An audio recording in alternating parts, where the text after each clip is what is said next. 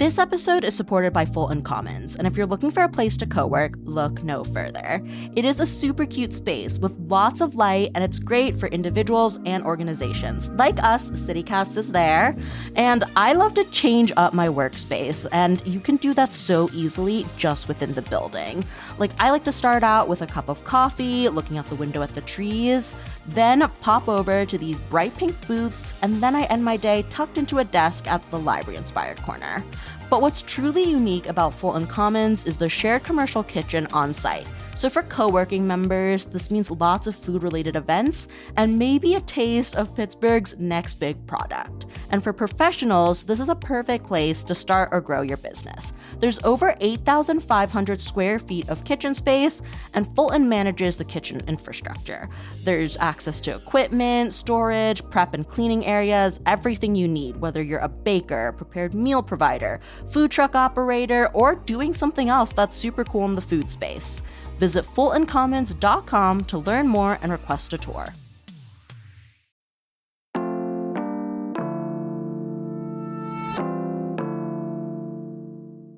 Today on CityCast Pittsburgh, money is tight around here right now for the city, for the county, and especially for the school district.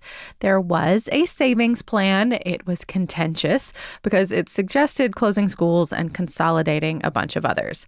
But after nearly 2 years and $250,000 already spent, the school board decided to shelve it, rip up the plan and their budget, and just for good measure, maybe raise taxes and figure all of this out next year. Today, I'm with the leader of Pittsburgh Public's biggest support group to talk about what happened, what comes next, and why the fate of our local schools should matter to everyone who lives here.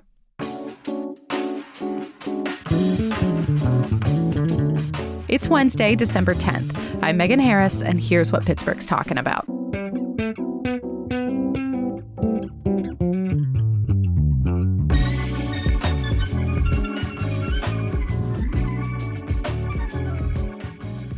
Before we jump in today, I am here with executive producer Mallory Falk to talk about our year-end membership campaign.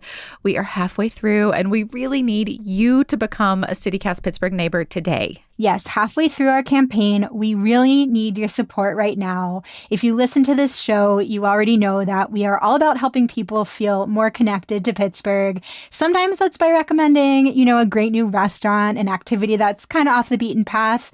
But sometimes that's by helping you make sense of the big debates and the big decisions that are going to shape our city, sometimes for generations. And that's what we're trying to do in today's episode, trying to explain why our school board rejected this plan that has been years in the making and why you should know about that, even if you don't have kids. 100%. One of the things that we really try to do with this show is take issues that might seem like they only really matter to a specific community, whether that's young families, cyclists, maybe football fans who are really excited about hosting the NFL draft.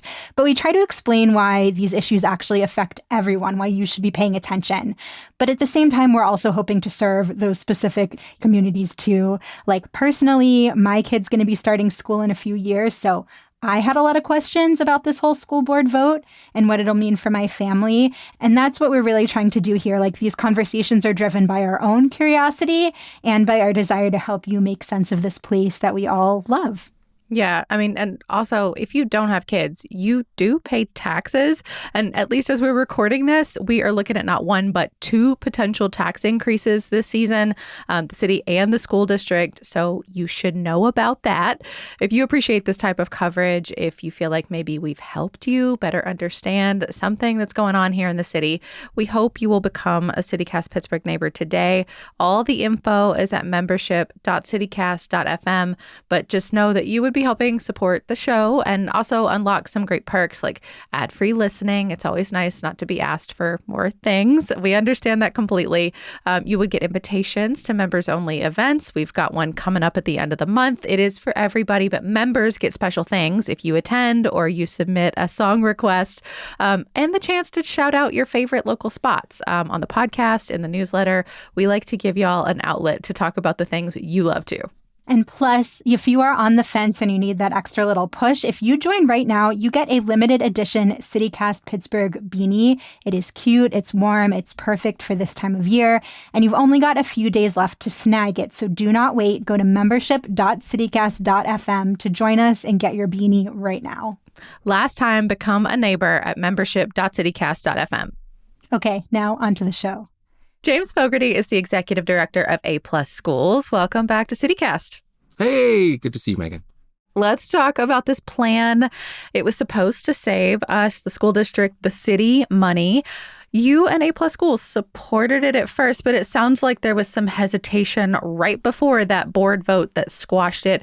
What worried you about this plan? Oh, man, and here's the thing. We are very supportive of this idea of getting more resources under one roof, right? When you think about school spending, there's a couple outliers, but for the most part, our schools, no matter what the concentration of poverty, are spending between $32,500 and $33,500 per pupil. And that was in 22-23. That is just a wild figure. Yeah, no, we're in the top 5% of spending in the state for public schools, public education. And Pennsylvania is among the top in the nation for spending on students as well. 100%, right? And that's a lot to do with hold harmless policies that have meant that as our enrollments have declined, we've not seen a steep reduction in funding, right? But the issue is we have a ton of fixed costs spread across a lot of buildings. Almost half of our buildings are not at full capacity. I mean, at half capacity even, right? We have... Yeah, I think PPS has capacity for 40,000 students. At the moment, it has a little over 18,000. That's right. That's right. Add pre-K, just because pre-K is part of that, you're closer to 20. So you're at about 50%. So still half. Half when you add pre-K, right? So I think for us, like, we want this. We know this plan has to happen. We know that it has to happen well. And I think my worry was, do you have what you need to execute on this plan so it goes well? So you don't lose precipitous amounts of families, so that you do create a vision of a neighborhood school that actually meets the needs of kids, and that you build trust that you can execute on it. And like, when I think about that, I mean, balanced against waiting, I was like, I got really nervous. I was worried. And I think there are a lot of people in the city worried that if we didn't get it right, we could do more harm than good, even though I know we've got to move forward with a plan. And I think that the plan that the superintendent and administration put forward is super thoughtful.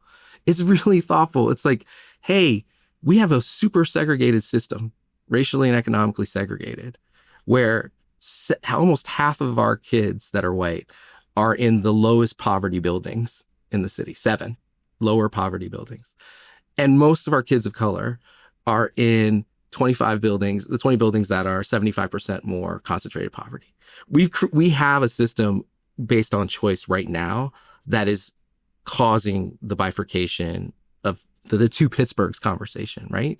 And so with the resources we do have, it's incumbent upon us to actually think about how we put something together that could actually drive student achievement where we need it to be, because we don't have enough of our kids aren't reading at grade level by 3rd grade, and where kids can be successful when they graduate. And so I think there's a lot in the plan that we like, and we want it to go well. And so I think where my heart was in saying, yo, just think about it. Do you have what you need? Are you ready to go? Because I'm worried you might not. And how do we make sure you have it so that you can be successful? Well, so what was your fear about what would happen if the plan went forward without those right kinds of tools and supports in place? I'll give you an example of a policy that was passed in the district that theoretically right, but didn't have sort of the implementation support for it, so that it didn't go well. We did a K-2 suspension ban, which I think on like a philosophical basis is the right thing. Let's not suspend little ones for little one behavior. Yet without supports, what we saw 2 years later, a year later, was that the number of kids being charged for criminal activity in those schools, K-2, went up 3-fold. Now, it wasn't a ton of kids, but it was a 3-fold increase in criminal charges. And so for us, the worry I had is you have the right plan from an equity and philosophical standpoint.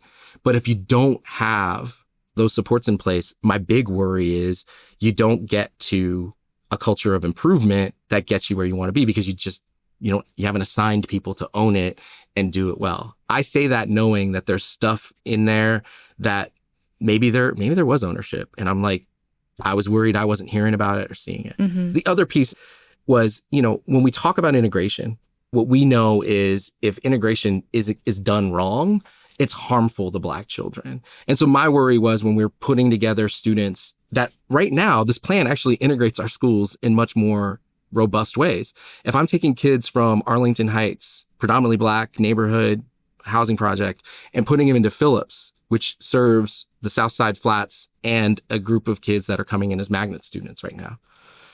What's my plan to make sure they're integrated well? I heard this in the Hill District, from Hill District leaders. What's your plan when students from UPrep, who are right now, like less than 5% of them are doing math at grade level, are put in a school called SciTech, where every kid right now who gets in that school is proficient or advanced on the PSSA in elementary school before they go to SciTech.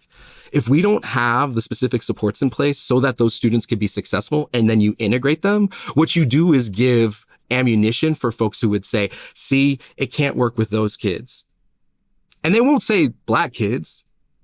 They'll say poor, they'll say issues, they'll say, right? And so I think for me, if we're going to be focused on integration as a net benefit for all children in the district, then you better have all the supports in place to make it a net benefit for those kids. And my worry is if you haven't done the work with teachers, if you haven't done the work with parents, you will see mass exodus at places like SciTech. You will see kids not being treated well when they go to a new school, having been in a neighborhood school and now going to a neighborhood magnet. So yes, do I want those children to have access to that opportunity? 100%. But I want them to have access to that opportunity with the supports they need so that they will be successful in that environment and that they're treated well, that they're not seen as like outsiders to the school, which we see constantly even in our own community, where you kind of have these bifurcated schools like Alderdice, like Colfax, right? And so to do it well means to have the right leader in place and to think through the consequences of that. And I was just really worried that piece wasn't happening ahead of time. And I think what I've come to understand is like the goal is to try and do that work while everyone's in the building, because that's really when you can do it, right? You can't do it in the absence of reality. But trying to move forward so quickly, the original plan being to do it in the beginning of the 2026 school year, like that's so fast. And like you said, like if you don't have the supports in place when the students arrive, then all of these bad things could happen before you've got it, quote unquote, figured out. That was my real concern. Part of what I hope happens is I think you still need to close some schools. I know that the piece of this plan was like, let's do something big and transformational because all of these parts kind of interlock, right? Like if you move one piece, other pieces have to go. I get that, but can you pilot something still in the coming year? And I think there's still time to be able to do a pilot of 1 to 2 schools where you're then able to say, okay, what are those supports that need to happen? So say one of the schools closes and you're able to like put the supports in place and then learn from it.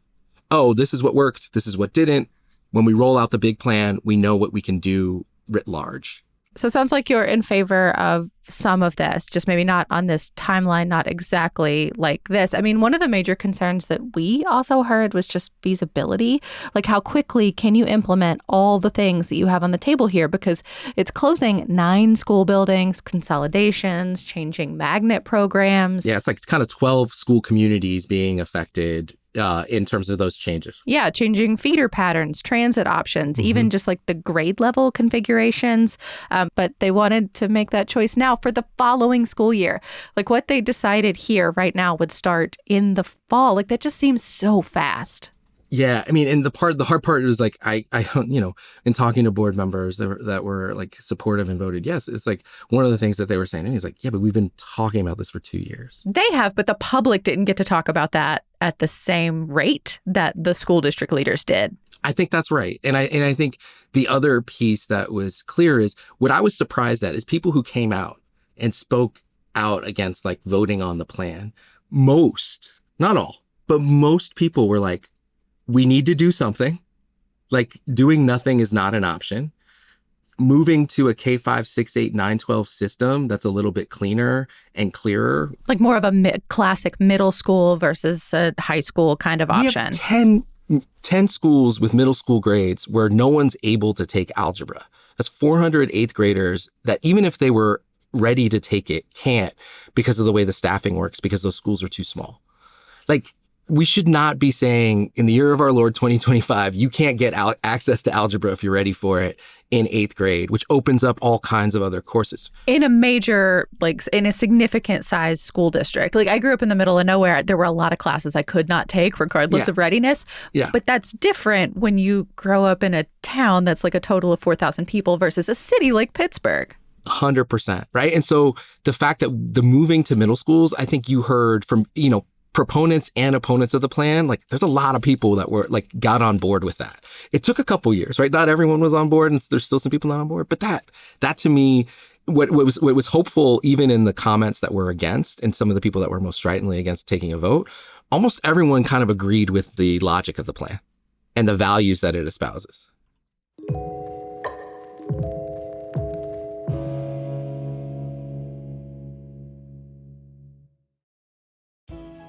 Today's show is sponsored by Aura Frames. A few years ago, I was going through a big suitcase of photos from my great aunt's house. A ton of them were from the holidays, so I digitized them all and added a bunch to mine and my mother's Aura Frame. When I see them, y'all, I can smell my Ninny's corn casserole, my Aunt Michelle's truly hideous but delicious chocolate pie, and what I remember, what I can see on the screen is the laughter and just how goofy and comfortable we all were. It's like having this beautifully lit scrapbook going all day long, just full of memories, a highlight reel of Christmases gone by.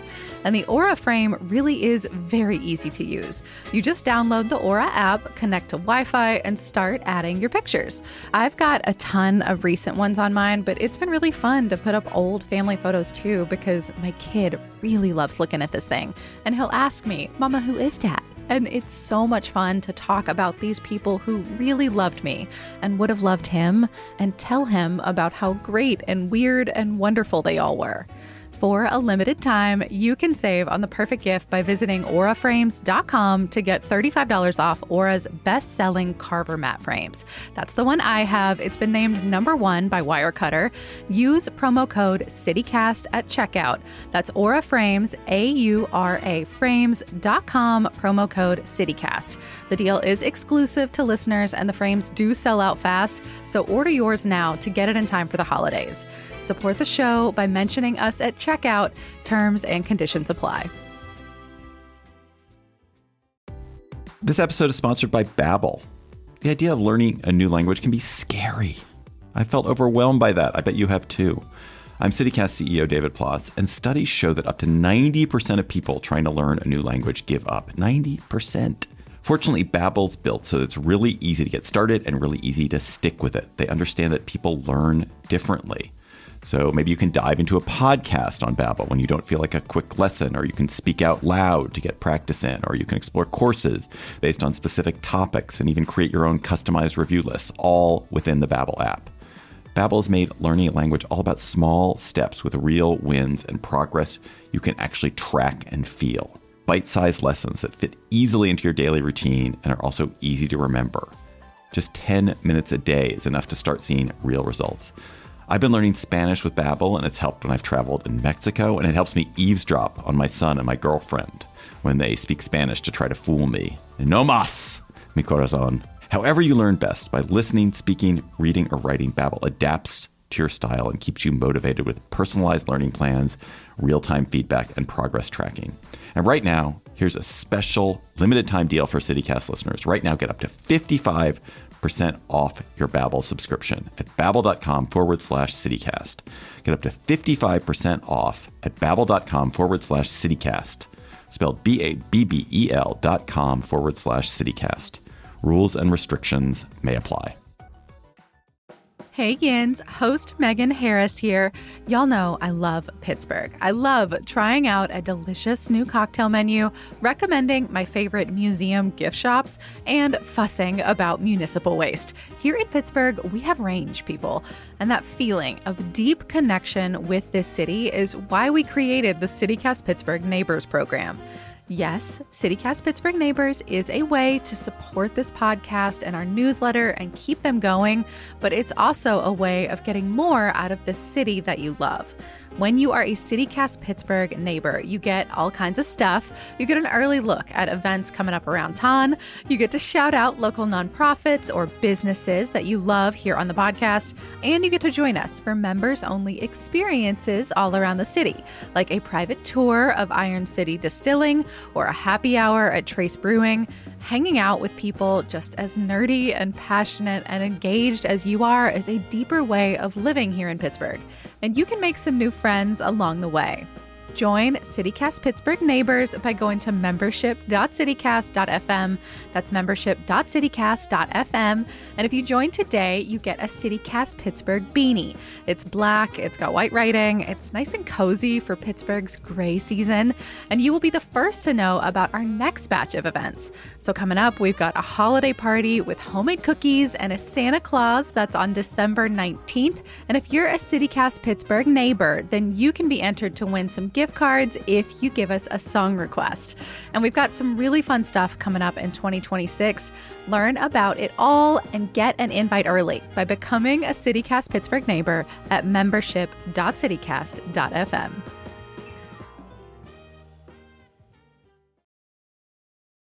So everyone wants this to happen or wants something to happen, even though, of course, it's going to be remarkably hard for some folks. And there's a lot of confusion around it. But it seems like the timing piece was maybe the part that a lot of folks got hung up on, and now it's just not happening. So what is happening? Like, what's going on now? Yeah, I mean, I think the challenge now is going to be the budget, right? So the big piece is, okay, so we don't have the plan going forward. What does the budget look like? Does that mean, there was floated a tax increase? Does that happen? That tax increase would only raise about $6.9 million for a budget of about $730 million, right? So it's a fraction, but it is enough that it more closely levels what they were playing with, in part because of a state decision around cyber charter schools. It's a little complicated, but it just means we don't have to pay as much money to cyber charter schools anymore. Yes, perfectly said. And so I think that's going to be the challenge this month. And then I think the question is, okay, considering that we do have this budget issue, are there any things we can do in January and February that allow us to improve the budget situation come the fall? Do we do the full plan? Do you roll back and do some part of the full plan rolling into the fall? Do you close one or two buildings that are tiny? I mean, we have buildings with less than 100 kids. We have K-8s with less than 150 kids. Pittsburgh Public has a long history of holding on to an empty or underutilized building for way longer than it should.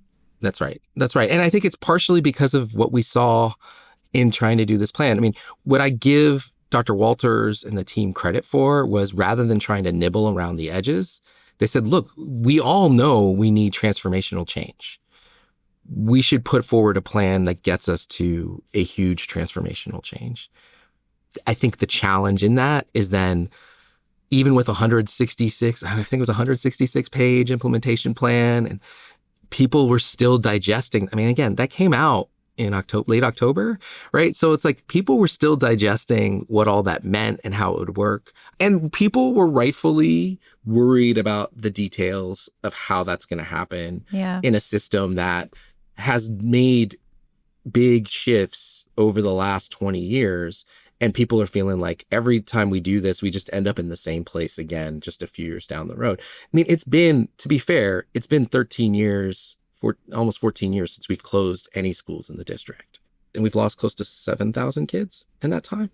So, I mean, I think because it's hard, because it causes a lot of pain, I think that's why it's hard to do.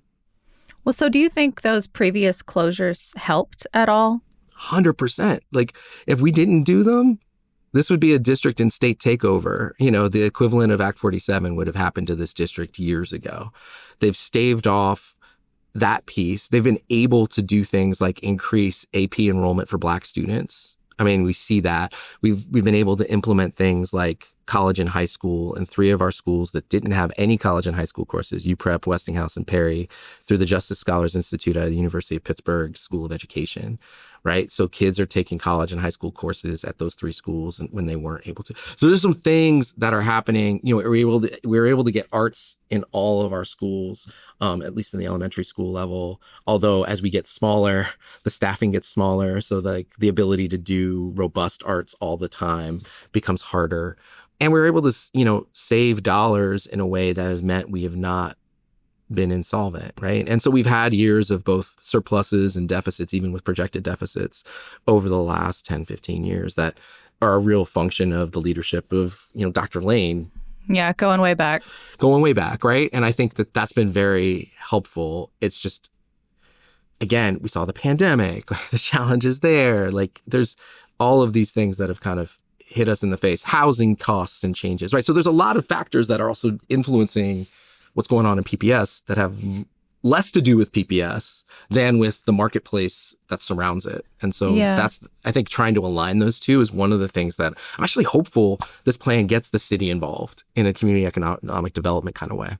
When you go back to, that period where we did kind of that foundational change, did the decisions then contribute to some of the things? I mean, while they obviously have had bright spots from your perspective, like, did they also contribute to some of the stuff that you're saying now, like, turns out that did not work so well? Like, I'm thinking of like some of the disparities you're talking about, like how magnet programs have a lot of resources, but other schools really don't. Like, there may have been good stuff, but like, did it also create some of the bad? Yeah, there was an administrator at PPS who was on our board years ago, Judy Johnson. She always said, yesterday's solutions lead to today's problems. And like, if I look at sort of magnets were a solution to busing, right? Instead of doing robust busing, what we'll do is give people options across the city, and that will increase our integration across the city. And for a while, it did. I mean, if you look at the initial enrollment of Montessori when it was in Homewood, it was a predominantly Black school, but was attracting some white families into Homewood, right? And then they moved it to Friendship and it became almost predominantly white. Same thing with Kappa, predominantly Black school when it was in Homewood, move it downtown, which makes sense, right? Be in the cultural district, be closer to the working artists, be closer to theaters.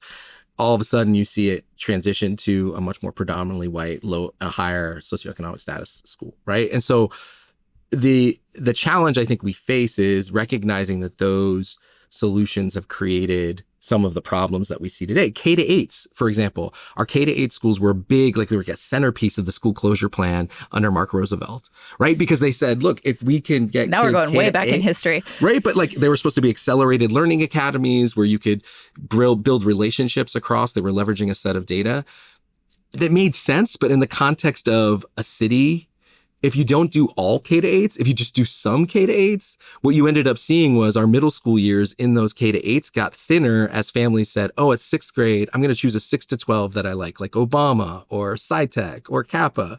And so you started taking kids that were doing really well in those schools, and at middle school you said, bye. And so the middle schools got smaller, and then they continue to get smaller. I mean, Montessori was a K-8. They got rid of the middle school years a few years back because they were like, we're just seeing so much attrition when it comes to middle school.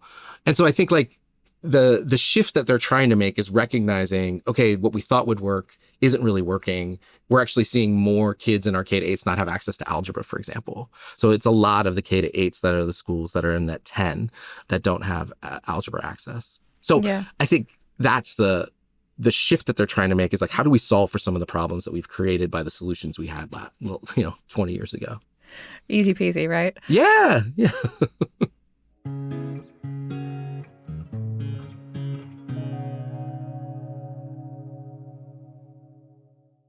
Well, let's back up. How bad would you say that Pittsburgh Public's money problems are right now? When I look at factors like teacher pay, right? Median teacher salary is over $100,000 in Pittsburgh Public Schools. We pay our teachers well. And you start at $48,000. So coming out of college with a teaching degree, you start with a living wage salary that only gets better and you get to the top of your salary scale in 12 years. Now, are we paying our teachers at the top of the scale what Fox Chapel or others? No, but it takes them 18 to 20 years to get to that top.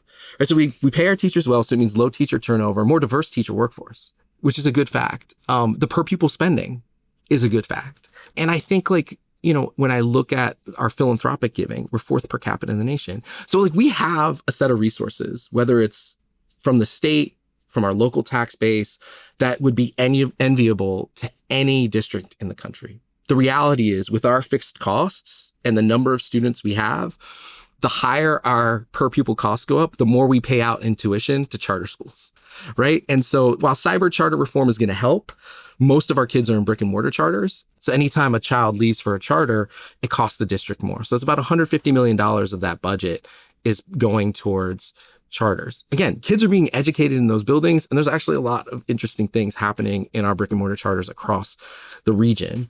But it's just a challenge. It's a challenge to the budget when you're trying to say, okay, I'm figuring out staffing, transportation, and supports for this group of schools that we don't directly manage.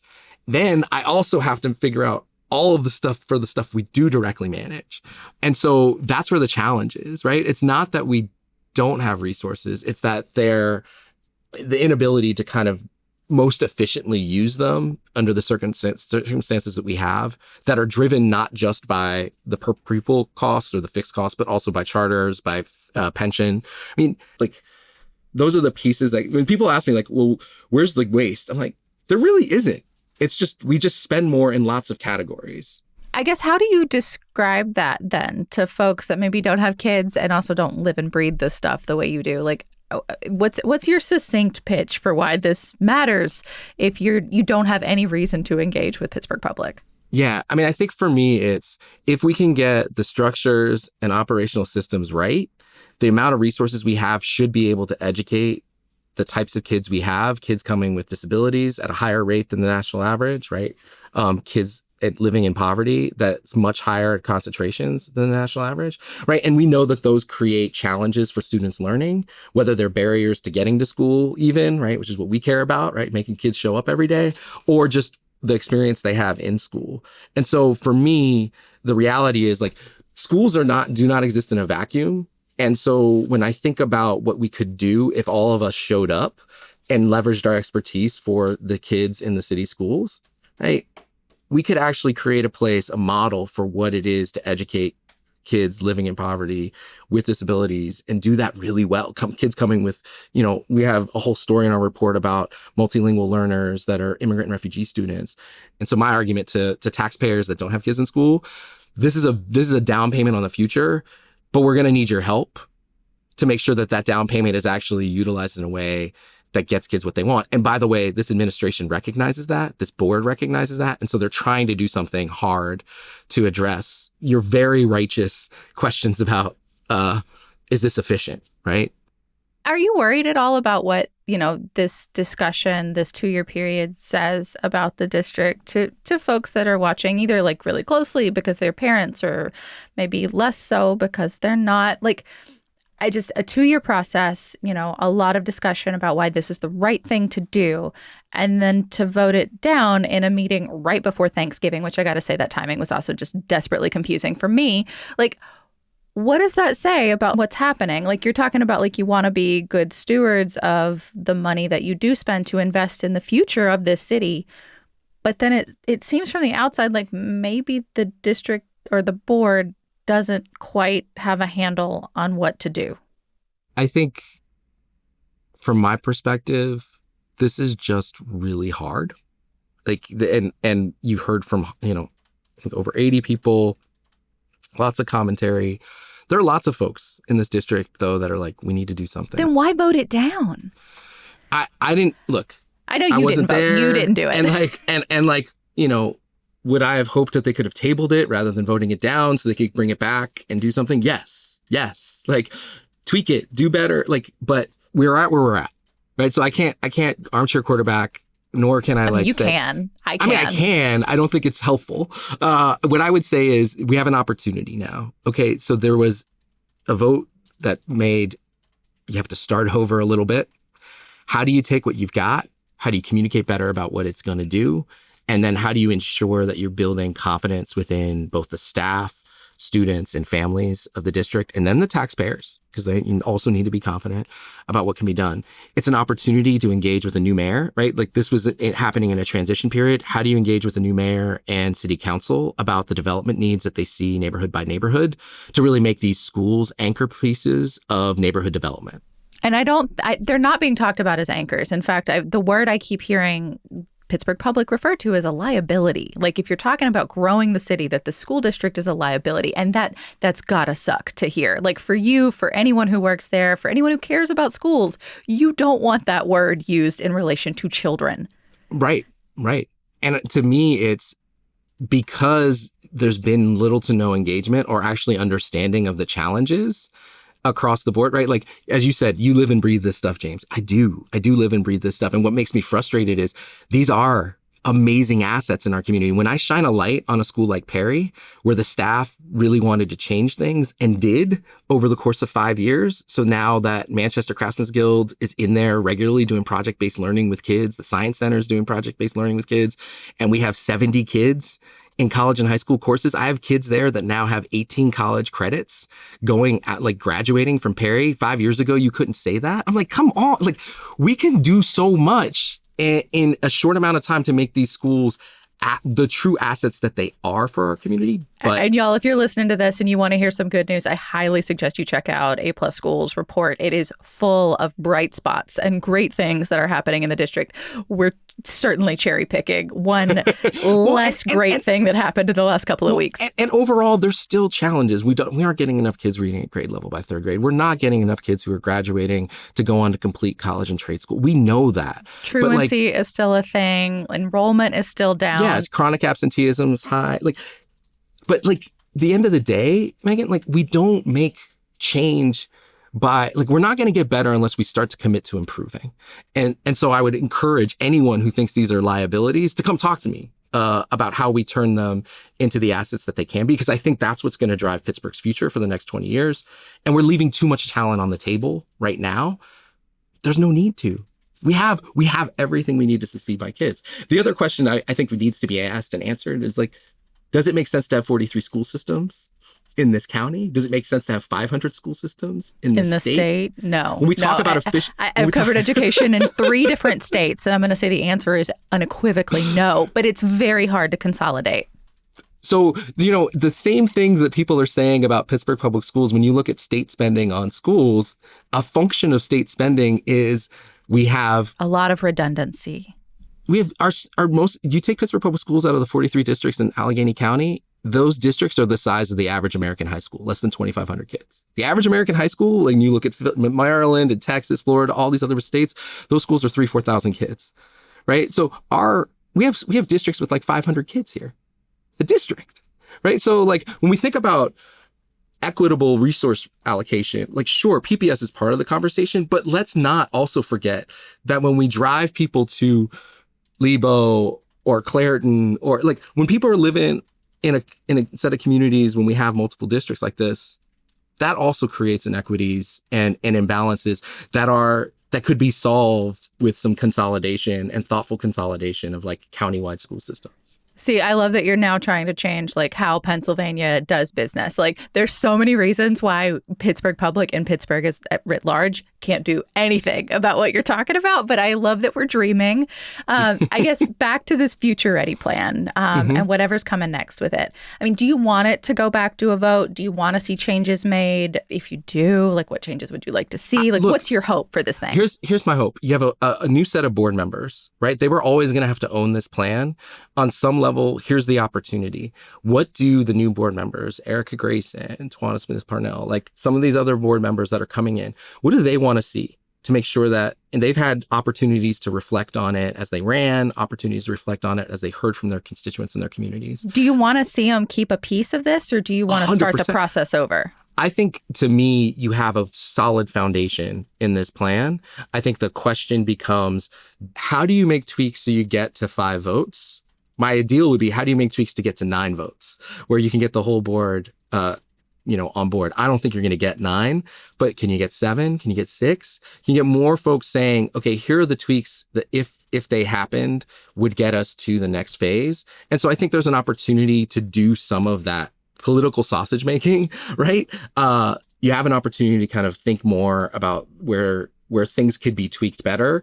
And I think it gives, and I want to encourage, it gives folks like city council, the new mayor, an opportunity to talk about where they see an opportunity to make some changes that could create a more likely asset for the community. And how could there be co-investment between city developers and the district in buildings that may be sold or buildings that may be repurposed, right? So that they actually meet the needs of neighborhoods and communities for the kind of long-term trajectory of those communities.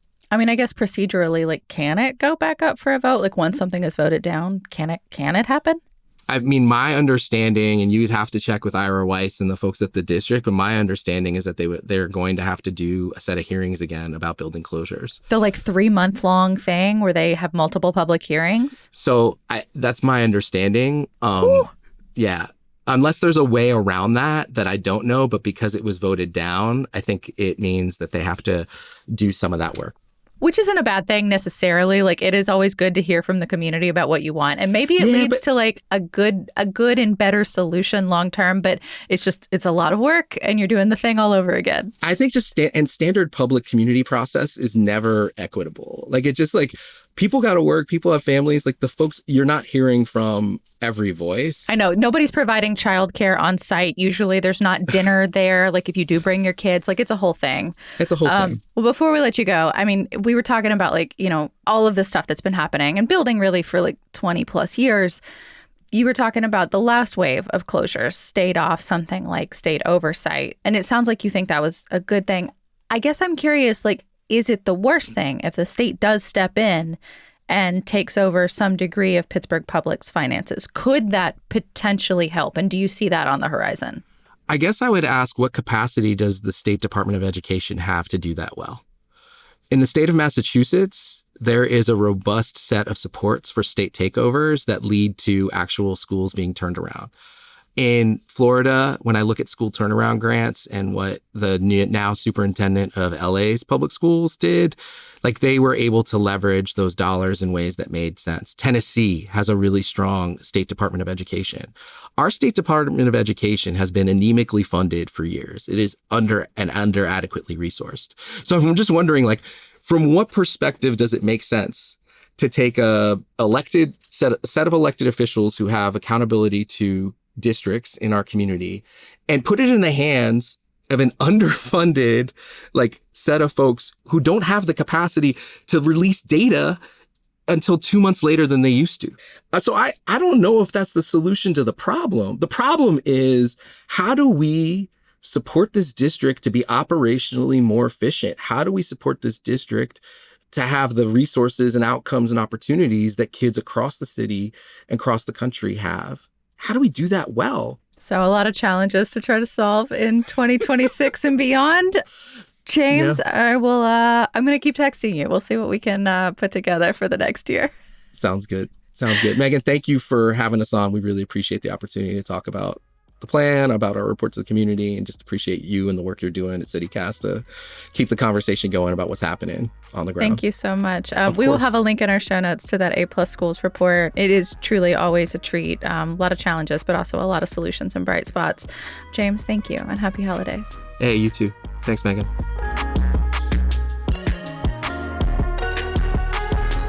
That is all for today here on CityCast Pittsburgh. And we did talk about this just a little, but I think it's worth underlining the possibility of a tax increase, both a city one and one for the school district. Those are both on the table right now. At a budget hearing earlier this week, the school board president said that without a tax increase, the district's deficit alone could grow to $13 million. The board is expected to vote on the school's budget on December 17th, and the city budget vote could follow December 22nd. And thank you to our newest CityCast Pittsburgh neighbors, Emily P., Miette L., and Daniel E. If you want to support the work that we're doing, get a nice beanie for the holidays. Join the neighborhood today at membership.citycast.fm. We will be back tomorrow with more from around the city. We'll talk to you soon.